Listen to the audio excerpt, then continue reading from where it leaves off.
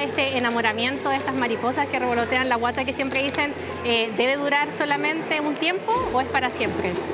¿Hay algo que explique eso? Me pregunto si realmente las parejas de hoy, los matrimonios, tienen la intención o la voluntad de mirar con una óptica distinta, mirar que las relaciones deben, si uno las inicia, hacerlas a largo plazo. ¿Cómo puede impactar el amor de sus padres hacia sus hijos? Porque sus hijos ahora toman el amor como la nada misma. O sea, no les sirve el ejemplo que uno les da. Quizá una pregunta como muy sencilla, pero como que siempre nos enseñan que hay una sola forma de amar, pero ¿hay más formas de amar? A grandes rasgos, el mito de Aristófanes nos cuenta que al inicio de los tiempos existían las personas redondas. Los hombres hombres, las mujeres mujeres y los hombres mujeres. Estaban tan completos que los dioses del Olimpo se pusieron celosos del poderío con el que se sentían estas personas redondas. Decidieron dividirlas y esparcirlas por la tierra. Desde ahí entonces que buscamos a nuestra otra mitad, a nuestra media naranja. Del enamoramiento y del amor y de las relaciones, de las nuevas tendencias y del amor clásico. ¿De qué hablamos cuando hablamos de amor? Lo conversamos en este capítulo de Hablemos de Chile. De amor y relaciones conversamos en este capítulo junto a María Teresa Barbato, bióloga, doctora en complejidad social, con especialidad en emparejamiento humano del Centro Leri Usach. Trinidad Silva, doctora en filosofía antigua, académica de la Universidad Católica. Y Jaime Barrientos, doctor en psicología social, académico de psicología de la Universidad Alberto Hurtado. Esto es Hablemos de Chile. Muchas gracias por acompañarnos en este capítulo de Hablemos de Chile, en el que vamos a hablar de amor con nuestros tres invitados. Muchas gracias a María Teresa, a Trinidad y a Jaime por estar acá. Todos de disciplinas distintas para hablar del amor. Muchas gracias a ustedes, además, que nos acompañan siempre en estos capítulos a través de Tele 13 Vivo, de Canal 13 Cable. Por supuesto, de la mano de la Pontificia Universidad Católica de Chile nos dedicamos a conversar. Y hoy día vamos a hablar de este tema, y en el que primero, a cada uno desde sus respectivas disciplinas, la filosofía, la complejidad social con expertise en emparejamiento humano, pero desde la biología, desde la psicología social, les quiero preguntar, ¿qué es el amor? O ¿qué entendemos cuando hablamos de amor? Sí, bueno, yo me especializo en filosofía antigua, entonces este es un tema muy importante que parte, digamos, con la mitología, ¿ya? En la mitología está Eros y Afrodita, pero el que capitaliza el tema del amor como emoción, como impulso, es Eros. ¿Ya? Eros es deseo, en realidad. Yo creo que eso quizás va a ser una distinción importante acá en la discusión. Quizás el deseo no es lo mismo que el amor. Y por lo menos en el curso de la filosofía griega, en la antigüedad, capitaliza parte importante de la retórica, digamos, del saber, de las pasiones, ¿no es cierto? Y se puede ver tanto como vicio, o en su lado oscuro, o en su lado más, ¿no es cierto?, místico, cercano al saber. Eros, Safo, por ejemplo, una poeta lírica del siglo VI a.C., lo define como dulce y amargo. Entonces, hay como una cosa compleja, hay una cosa que es dulce del amor y hay una cosa amarga del amor. Ya, perfecto. Primero vamos a decir entonces que es una emoción, un impulso asociado a la mitología griega, ciertos nombres que representan pasión. Desde la biología, ¿qué es el amor? El amor es una emoción compleja, es decir, es una reacción psicofisiológica que me sirve para resolver ciertos problemas ambientales. ¿Cuáles son esos problemas recurrentes ambientales? Hay muchos, pero los dos principales son encontrar una pareja, seleccionar una pareja, que en el mundo animal y en nosotros es algo sumamente importante, y también proteger a nuestra descendencia, que son dos funciones claves que nosotros podemos definir en el amor en general y obviamente también en el amor romántico. Entonces, encontrar una pareja y proteger a nuestra descendencia, que están vinculados. Vinculados, sí. Y desde la psicología social, ¿qué rol cumple el amor? Bueno, desde la psicología social, el amor no es sino la consecuencia de la relación o el encuentro entre dos personas, y es seguramente uno de los encuentros cuya consecuencia nos trae experiencias más positivas.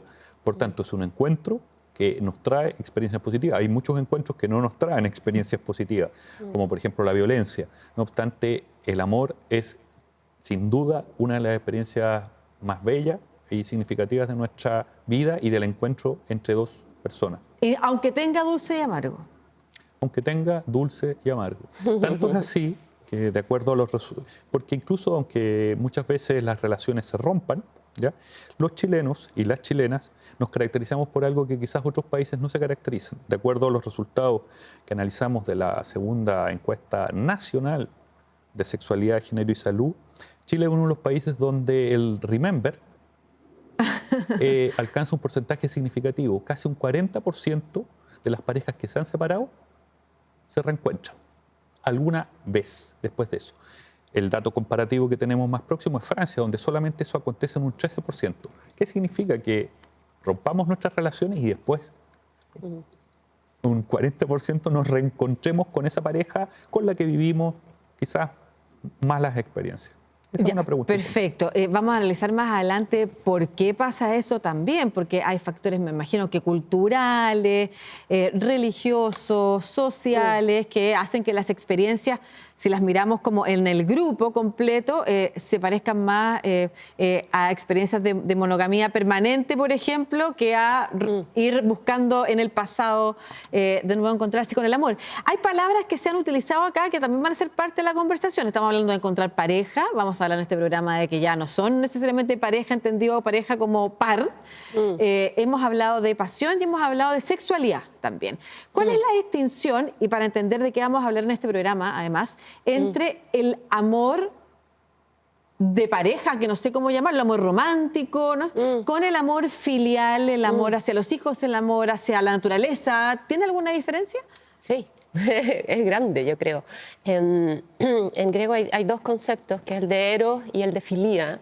El de filía, filía significa amistad, pero no solo amistad, sino que también son los lazos familiares. Por ejemplo, la relación de un padre con un hijo, ¿no es cierto?, de hermanos. Ya esas son relaciones filiales, ¿no es cierto? Y las relaciones eróticas de eros, ¿no es cierto?, que tienen que ver con la sexualidad y el emparejamiento. Lo que marca ahí el contraste, creo yo, es como la simetría. En el fondo, lo que hay en la relación de eros es un amante y un amado. Entonces hay una tensión ahí, ¿no es cierto?, que tiene que ver con la falta, con el deseo. ¿Ya? Un amante que la figura es como que sigue, ¿no es cierto?, a un amado, que tiene un objeto de amor. ¿Ya? En cambio, en la filía lo que se daría esto, ¿no es cierto?, según la concepción griega, una simetría, una relación un poco más equiparada, en la que se retribuyen como más o menos proporcionalmente, ¿no es cierto? Es una relación virtuosa, donde no hay demasiadas carencias, donde no se maneja por el deseo, por el impulso, por el querer poseer al otro, digamos, ¿no es cierto? Es una relación, la amistad, digamos, una virtud en la filosofía griega.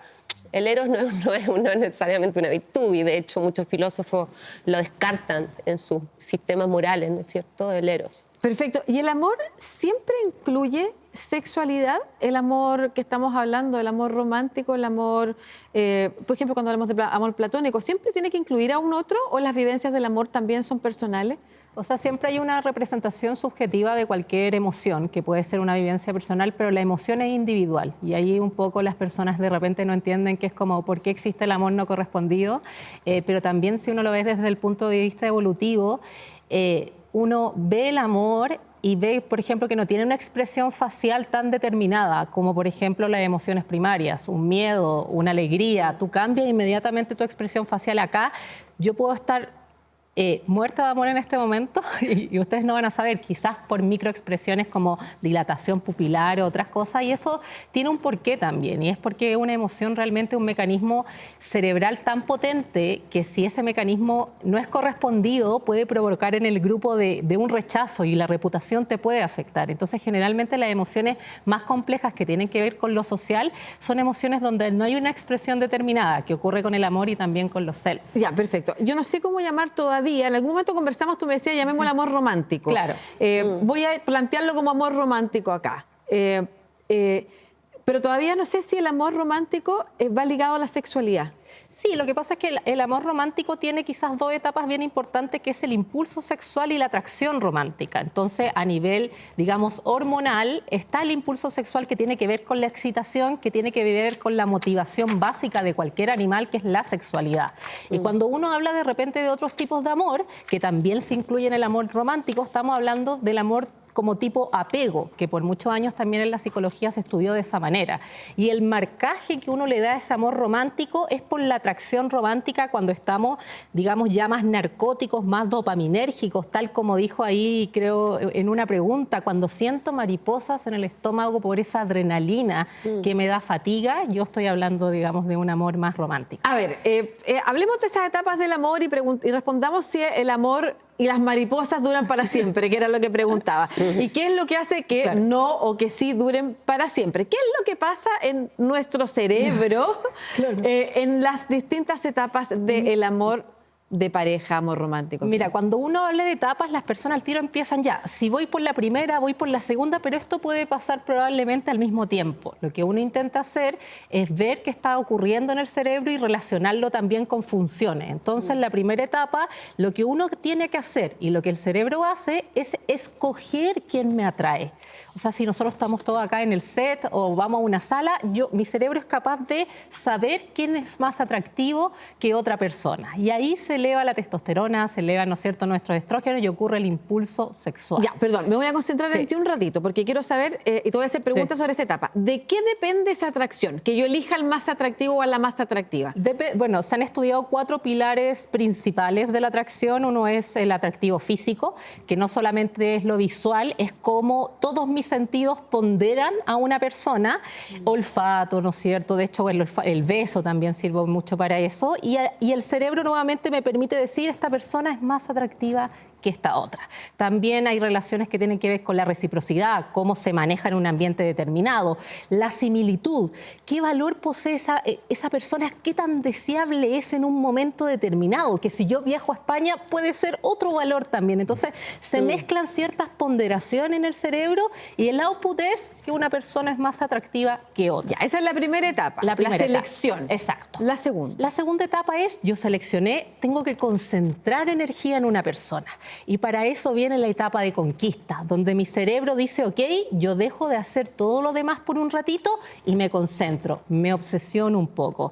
De hecho, esta etapa se ha comparado clínicamente con episodios de manía, porque uno empieza a activar el sistema de recompensa. ¿Qué significa eso? Yo tengo mucha dopamina, también tengo mucha oxitocina, que se ve también en la tercera etapa, y empiezo a generar, ¿no es cierto?, una cierta ansiedad de lucha y huida. O sea, voy con todo con esta persona. Y es más, es tan impresionante lo que ocurre que nuestro cerebro cambia su racionalidad. No les quiero decir que es irracional porque realmente no es así. Cambia su racionalidad y empezamos a ponderar las emociones positivas. Mi amiga me puede decir, ¿sabéis que ese gallo no es bueno? No importa. No veo lo positivo, veo lo positivo. Estoy en conquista hasta que eso puede durar, y esa etapa es la que la gente culturalmente la pondera harto, ¿no es cierto? Que estas mariposas en el estómago puede durar de 6 meses a 17 meses. ¿Y la tercera etapa? La tercera etapa, que uno lo toma como una etapa ya más calmada, es la etapa del apego, donde yo ya tengo una confianza, un vínculo ya formado para poder cooperar con esa persona. Yo bajo, ¿no es cierto?, la cantidad de dopamina, aumenta también la oxitocina, pero puedo empezar a dormir nuevamente, puedo empezar a relajarme, a no mirar tanto el WhatsApp, o sea, puedo empezar a hacer las otras cosas que dejé de lado. Ya, perfecto. El amor tiene 2 dimensiones, ¿no es cierto? Una, la emoción personal, la subjetividad, y la otra es en sociedad. ¿Se ha vivido siempre de la misma forma? A ver, esa es una muy buena pregunta, porque mientras escuchaba lo que se estaba comentando, hay culturas, por ejemplo, en las que más bien el encuentro es un contrato, ¿ya? Es un encuentro. Tu familia escoge a tu pareja, tú puedes estar enamorada o no, y eso no importa, te tienes que casar. En nuestras culturas, en la cultura occidental, es más bien, el énfasis se ha puesto más bien en justamente en esa autonomía que tú tienes para escoger a la pareja que a ti te agrada, te gusta. Yo diría que mucho más recientemente, hace unos años o décadas atrás, quizás eso no estaba tan claro, por ejemplo, para las mujeres, ¿ya? Donde a veces en muchas familias, ¿no es cierto?, los padres de familia, ¿no es cierto?, seleccionaban, ¿no? Y esta idea de que tenían que venir a pedir tu mano a la casa, yo tenía que evaluar como padre si realmente tú eras la persona conveniente para mi hija, ¿no? Eso se ha ido modificando, pero se ha ido modificando también porque al mismo tiempo la situación, por suerte, de nuestras mujeres ha ido cambiando, ¿ya? La incorporación de ellas al mundo del trabajo remunerado, la incorporación a diversos contextos, a diversos ámbitos, el aumento de la equidad, ¿no?, ha generado también que el antiguo encuentro en el que muchas veces muchos hombres escogían a sus parejas buscando tener hijos o hijas, ¿no?, exclusivamente, y muchas veces la pareja constituía más bien la persona con la que tú tenías hijos, y muchas veces muchos hombres, ¿no es cierto?, tenían relaciones fuera del vínculo, ¿no es cierto?, matrimonial, porque definitivamente no eran las personas de las que estuviesen enamoradas. Eso hoy día, por suerte, ha ido cambiando, y nuestras mujeres aquí y en todas partes han ido justamente con estas transformaciones siendo más autónomas, pero al mismo tiempo también tienen más expectativas, tienen más exigencias, ¿ya? Entonces, si el hombre con el que están no les convence o no responde en el ámbito que sea, ellas, ¿no es cierto?, ponen ahí sus tiempos y dicen, mira, ¿sabes qué? Te puedo esperar un mes, 2 meses y ya está.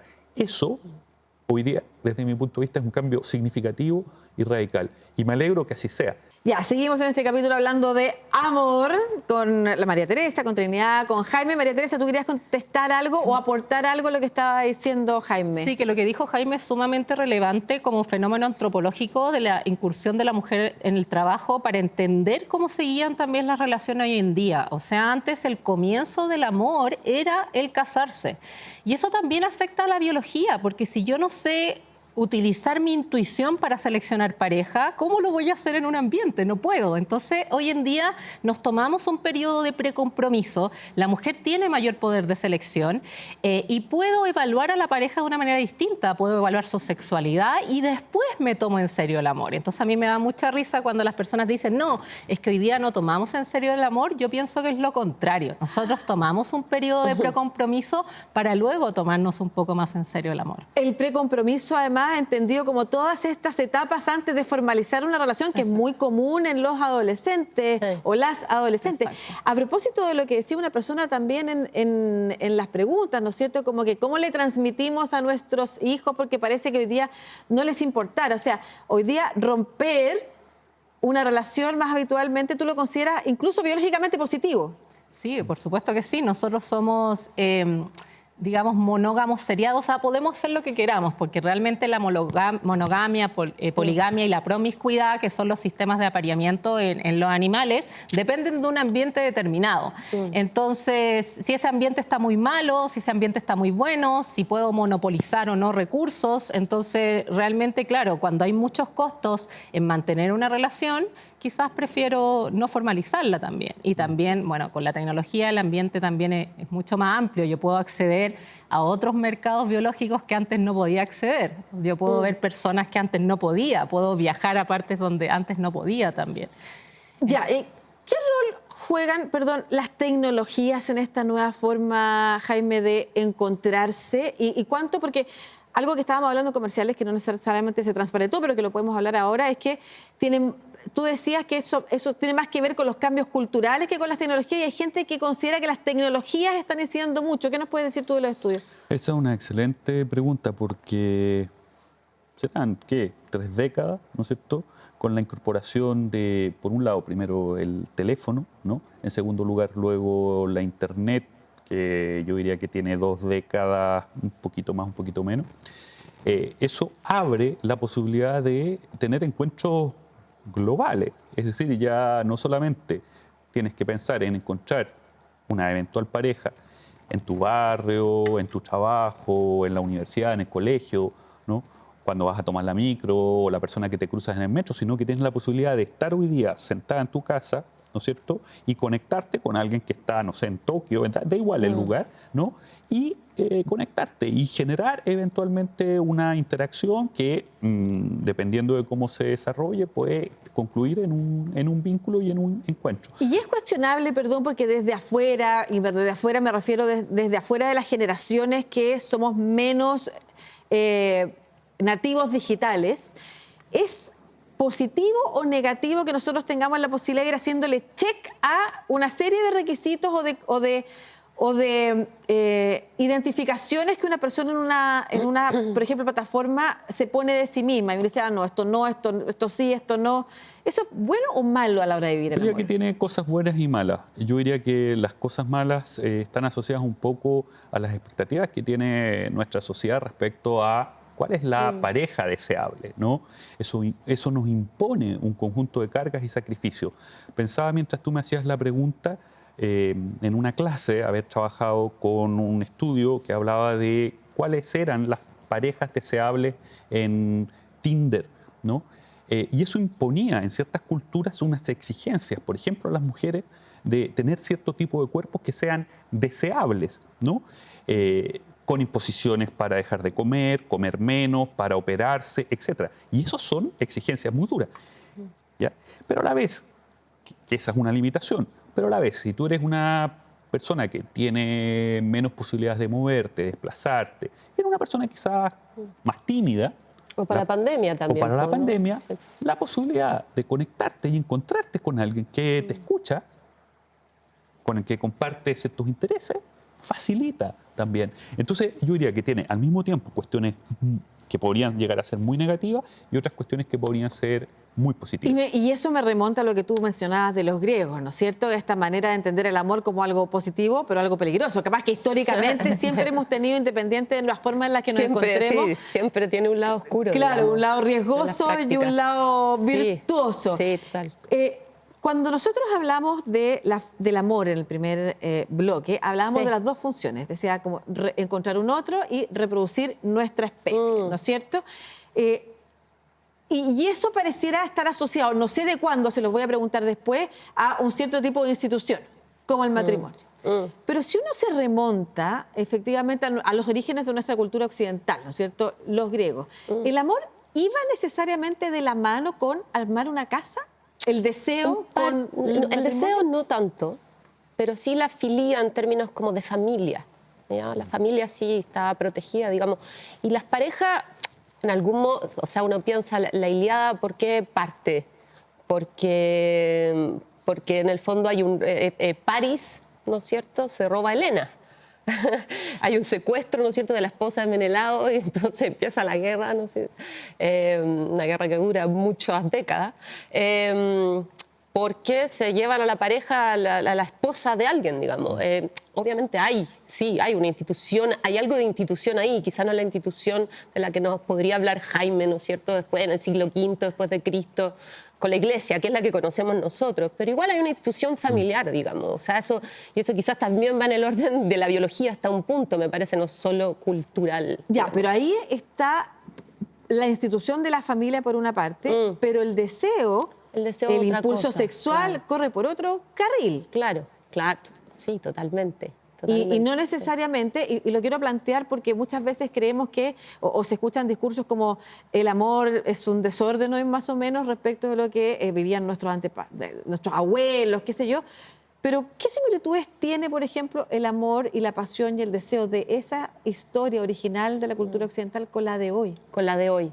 Sí, yo creo que en bastantes dimensiones se parece, ¿eh? Yo creo que hay también muchas de las aprehensiones que hay sobre el amor, las críticas, o sea, esas cosas, por ejemplo, Cicerón, que es un escritor del siglo I antes de Cristo, tiene en uno de sus escritos una recomendación para no sufrir por amor que dice...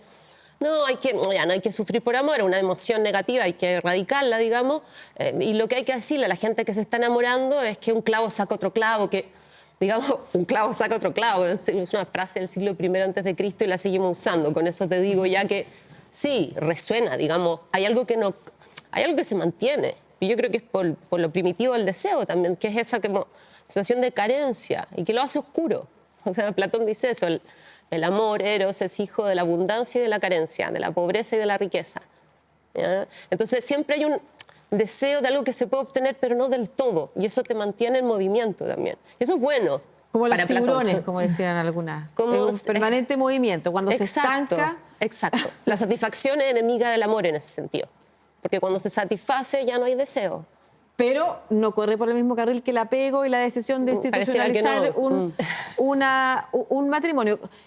¿Cómo entendemos esta relación que hemos atribuido entre un enamorado y un amante y un amado, como decías tú?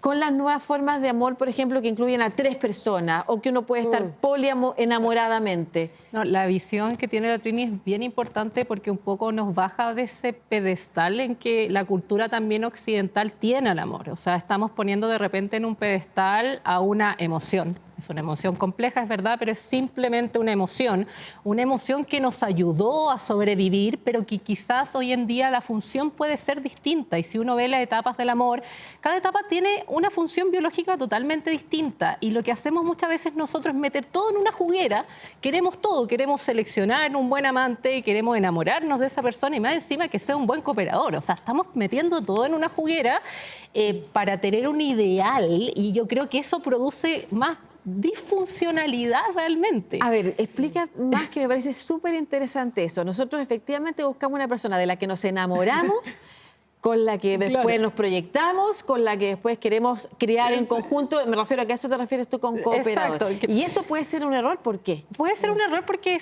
es el poder de selección que nosotros tenemos mucho más amplio. Y yo puedo estar apegada a una persona, pero me puede excitar otra. Y eso te habla de que las 3 etapas no están en su conjunto, están disgregadas, porque cumplen distintos objetivos evolutivos. O sea, un objetivo es seleccionar a una persona que me atraiga, selección sexual, y lo otro objetivo es el apego, tiene otro objetivo. Si nosotros probablemente juntáramos todo, tendríamos menor poder de selección. En el fondo, siempre la biología, la gente cree que la biología es más determinista y no, amplía realmente. Uno tiene... Entonces, ¿qué ocurre con el tema, por ejemplo, de la infidelidad? La infidelidad es un problema que uno le dice problema adaptativo. ¿Por qué? Porque nosotros tenemos que pensar en un pleistoceno, en un contexto cazador-recolector donde ambos sexos vivían su sexualidad probablemente por igual. Cuando uno piensa en ese contexto, la infidelidad sí era un problema. Era un problema porque el amor a mí me dice, quiero quedarme contigo, estoy gastando energía, estoy gastando harta energía en la conquista, quiero quedarme contigo, pero también quizás puedo sacar recursos de otra persona. Y uno se pone a pensar, bueno, ¿y por qué no lo hago nomás? ¿Por qué no voy y estoy con otra persona? Y la razón de eso es porque nosotros necesitamos una monogamia fuerte por un periodo de tiempo, porque nuestra descendencia es muy débil. Tiene que ver un poco con que, queramos o no, los lactantes, ¿no es cierto?, necesitan 2 años de lactancia. En un animal eso es mucho. Y ambos padres tienen que estar ahí. Y cuando digo ambos padres, y esto lo voy a decir con total libertad, la inversión parental es para ambos sexos. A ambos sexos le aumenta o les disminuye la testosterona y aumentan los niveles de oxitocina. Entonces, cuando tú necesitas tanto nivel de cooperación, la poligamia no es una opción. Puede ser una opción en ambientes sumamente estables. Aquí está la fruta, acá está el refugio, tenemos solamente una persona, vivamos, perfecto, pero en ambientes cambiantes es muy difícil. Ay, qué interesante todo esto, porque quiero saber cuál es la parte del amor en la que realmente decidimos y cuál es la que está determinada biológicamente. Claro. Quizás estamos todo el tiempo eligiendo, creyendo que estamos usando nuestro proceso deliberativo y en realidad es todo impulso. ¿Por qué entonces nosotros tenemos relacionado el amor con la idea de proyectarnos, con el enamoramiento, de elegir una pareja sexual, con la idea de proyectarnos con esa pareja para armar un proyecto llamado familia? ¿De cuándo que viene eso, Jaime? Bueno, excelente pregunta. Me encanta, Jaime, porque todas las preguntas que le hago son excelentes preguntas. No, pero es que yo diría que sí, excelente, porque en el fondo hay una relación ahí también con lo que significa esta idea y representación yo diría, del amor romántico. En la medida en que nuestra cultura le coloca al amor o le añade al amor esta idea, se establece ahí un camino y una senda en la que es muy difícil que nos podamos desviar. Es decir, nos enamoramos, estamos en una cultura en la que nos criamos, crecemos con esta idea de lo que debe ser el amor.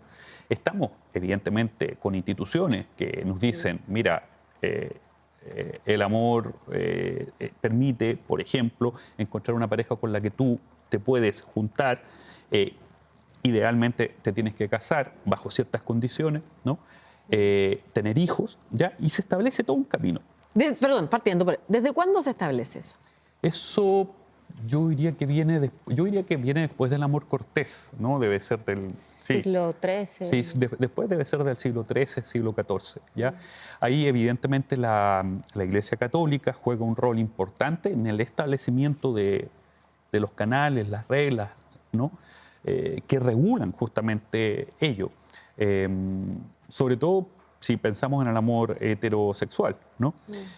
Más adelante se visualiza que el matrimonio como acuerdo, como contrato, que puede llevar amor o no, cumple una función importante, económica, herencia, es decir, cumple una función muy importante. Entonces, en el fondo, todas las sociedades empiezan a ponerle mucha energía para que la gente se case. Perfecto. Por amor o sin amor. También se requiere tener hijos, ¿no? Se requiere la reproducción de la especie. No solamente como en la lógica de tener hijos, sino que también la reproducción de la especie para generar mano de obra, para generar trabajo, etc. Entonces se pone mucho énfasis. Curiosamente hoy día, tú lo comentabas hace un momento, nuestro país, pero no solamente nuestro país, es un país que la natalidad ha experimentado una modificación brutal. Hoy día Chile es uno de los países que tiene las tasas de natalidad más bajas. Las mujeres hoy día chilenas, muchas mujeres, ya no quieren tener hijos, o postergan el tener hijos, o si los tienen, tienen uno solo, o si lo tienen a edades muy tardías, porque primero quieren hacer todo lo que nosotros hicimos históricamente siempre. Ok, pero ¿qué rol tiene el amor, entonces, que inicialmente decíamos que tenía como función la reproducción de la especie en parejas que hoy día no están teniendo o no están queriendo tener hijos? Por ejemplo, el amor permite sostener ese proyecto, permite construir proyectos, permite construir cosas en común, permite compartir elementos que constituyen, por ejemplo, cuestiones en común como la familia. Pero ya no entendía con la lógica del hijo, sino, por ejemplo, tener una mascota, hacer un viaje, pensar en que quizás queremos estudiar juntos y salimos fuera, postulamos una beca, quizás nos compramos una casa. Cooperarse. Como que entramos a la etapa de la cooperación, ya no necesariamente las etapas previas. ¿Y qué rol tiene para el humano, para la humana, el compromiso? Yo creo que tiene probablemente un rol, por supuesto, determinado por la cultura, digamos. La forma puede cambiar, pero tiene un rol funcional. Yo creo que la estabilidad también es parte del deseo, digamos. Y ese deseo, o sea, esa estabilidad se da a partir también como ¿no es cierto?, de compartir con un otro, con alguien que nos valide, ¿no es cierto?, nos acompañe. Pero claro, yo creo que también hay algo, un componente en el amor que está siempre como desafiando ese compromiso, ese deseo de compromiso. Porque si yo lo que tengo es un compromiso totalmente estable, que lo que sucede es que el deseo se va apagando. Yo creo que es complicado cuando se acaba el deseo. También cuando hay demasiado deseo, digamos, porque vienen los celos, vienen, ¿no es cierto?, las distintas manifestaciones, los reproches, ¿no es cierto? Pero yo creo que esa parte oscura del amor, que en parte hay un filósofo suizo que es muy popular, que se llama Alain de Botton, que promueve, ¿no es cierto?, este amor como más puro, digamos, más en que las parejas se comunican todo, por ejemplo, ¿no? Lo que tú tienes que hacer es, si te gusta alguien en primera cita, dile todos tus defectos. Es muy popular, digamos. Salgamos de esa retórica de que el amor duele, ¿ya? Y vamos por el fondo, por un compromiso sano, ¿verdad? Promueve esta cuestión como saludable del amor, del matrimonio, de las parejas que se dicen todo. Yo tengo mis dudas ahí. Yo creo que eso es como esto de purificar, de higienizar el amor. ¿Por qué? ¿Qué podría pasar? Porque creo que, claro, en el amor hay un montón de cuestiones que en el fondo que se mantienen en cierta oscuridad y que está bien que así sea. Hay pérdida en el amor, hay deseo en el amor, hay apetitos que uno no entiende, ¿no es cierto? Hay cuestiones inconscientes, hay pulsión. En los animales no hay pulsión, en los humanos sí hay pulsión. Son cosas distintas, es como, ¿no es cierto?, lo que decías tú, nosotros no, ¿no es cierto?, nosotros no mantenemos relaciones sexuales por fines reproductivos, ¿no es cierto?, como los animales. Hay algo, no hay transparencia en el amor, no hay transparencia. Entonces ese como deseo, esa exhortación a llevar el plano del amor, ¿no es cierto?, a una cuestión totalmente funcional, institucional, sana, ¿ya?, sanear el amor. Yo me parece que ahí lo que se está haciendo es como dejar de lado toda una cuestión que es muy importante en el amor, que es el lado amargo, precisamente, ¿no es cierto? Ahora, vamos a preguntarte igual, Jaime, a ti después, la diferencia entre el lado amargo del amor y la experiencia positiva. Tú partiste el programa diciendo es una experiencia positiva. Saber si el lado amargo del amor es algo que puede estar permanentemente y siendo una experiencia negativa en la construcción de una pareja, por ejemplo, cuando dicen que cada pareja elija como quiera. Pero antes de eso, hay dos palabras que ha mencionado Trini que las quiero preguntar a ti. Una es los celos. ¿Qué rol tienen los celos en el amor? Antes que me gustaría decir algo de Sí, lo claro. que dijo la Trini, que yo creo que es sumamente relevante. Yo creo que nos equivocamos de repente de emoción. ¿Por qué? Porque estamos poniendo al amor y a las relaciones como en un fin en sí mismo y como que nos van a solucionar muchos problemas en la vida. Y realmente uno solamente elige pareja, no sé, se enamora, se reproduce en ciertas etapas de la vida y lo vamos a seguir haciendo, pero tenemos también que cooperar en otro tipo de relaciones. ¿Qué ocurre hoy en día en el mundo occidental? Que la pareja me tiene, como también dijo Jaime, que solucionar todo. O sea, ser mi aval para el arriendo, ¿no es cierto? Cosas simples, tiene que ser en pareja y si no es moralmente algo malo. Y yo ahí siempre digo como chuta, en realidad imagínate, le estamos pidiendo mucho a una emoción que, como dijo también la Trini, sí tiene cosas malas. O sea, la segunda etapa del amor es una etapa sumamente narcótica, como te dije. Maníaca. Claro, se compara con la manía en el trastorno bipolar y quizás cuando uno piensa en un pasado pleitocénico, en que yo estaba siendo cazador-recolector, en que yo no iba a ver a alguien, que yo estuviera obsesionada con esa persona, servía. Pero hoy en día tengo el celular 24 horas y quizás no me sirve de absolutamente nada. Ya, perfecto, que es bien interesante porque tiene que ver con cómo por un lado corre esta emoción y por otro lado cómo quizás la cultura ha utilizado esta emoción para marketear una estructura social que necesita que permanezca, que es la familia, la estructura de la familia.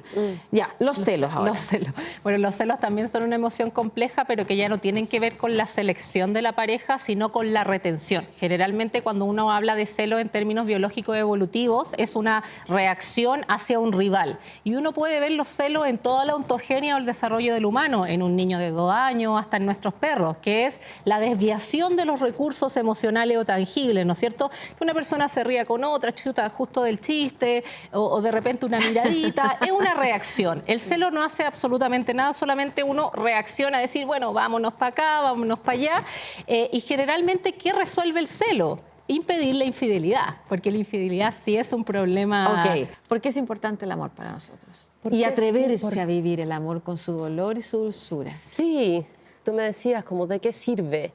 Es una pregunta compleja porque en el fondo, si me pregunto de qué sirve, asumo que hay una finalidad más allá del amor, digamos, y que el amor se vuelve instrumental para conseguir otra cosa. Yo creo que justamente ahí hay una cosa que hay que observar, que no sé cuán funcional es la verdad en ese sentido, porque hay que pensar que sirve en la medida en que yo obtengo algo, ¿no es cierto? Algún tipo de beneficio, y no es siempre así, digamos, no siempre obtengo el beneficio, y hay siempre una pérdida también, digamos, ¿no es cierto?, en el deseo. Entonces, creo que la pregunta de qué sirve, claro, tendríamos que quizá, ¿no es cierto?, confrontarlas de distintos ángulos. Pero ¿por qué estamos hablando de amor desde los poetas griegos hasta el día de hoy? En filosofía muy operativa, digamos, para hablar también como del impulso amoroso en general, ¿no es cierto?, de lo que como una especie de impulso vital también, algo que nos permite vivir, digamos, anhelar, ¿no es cierto? El anhelo está muy asociado también al amor. Que nos ¿cierto? mueve. Nos ¿Hay mueve. distintas formas de amar o no? Se preguntaba alguien al inicio del programa y ahí quiero incorporar la pregunta sobre una experiencia positiva, como decías tú, con esta idea de que incluye elementos de amargura o negativo. Yo diría que respecto a las distintas formas de amar, definitivamente sí, ¿ya? hasta hace muy poco tiempo atrás pensábamos, por el carácter que tiene nuestra cultura, de que la única experiencia amorosa era la experiencia amorosa que podía acontecer entre un hombre y una mujer, ¿ya? Y definitivamente no es que las relaciones entre personas del mismo sexo sean recientes, han existido toda la vida, y también hablan de un espacio de encuentro amoroso, ¿ya? Yo soy un ejemplo de ello, ya 24 años ya viviendo una experiencia de amor positiva, ¿ya? Y en ese sentido creo yo que es un ejemplo, diríamos, de ello. Pero al mismo tiempo también las nuevas generaciones nos invitan a darnos cuenta que quizás los moldes, las reglas, el cauce al que hemos colocado el amor, para ellas y ellos quizás se les hace chico o limitado. La idea del poliamor, por ejemplo, ¿no? Es una idea que aparece con mucha fuerza recientemente, sobre todo en las nuevas generaciones, porque sienten restricción, se sienten como un poco constreñidos cuando dicen que solamente puedes estar con una sola persona.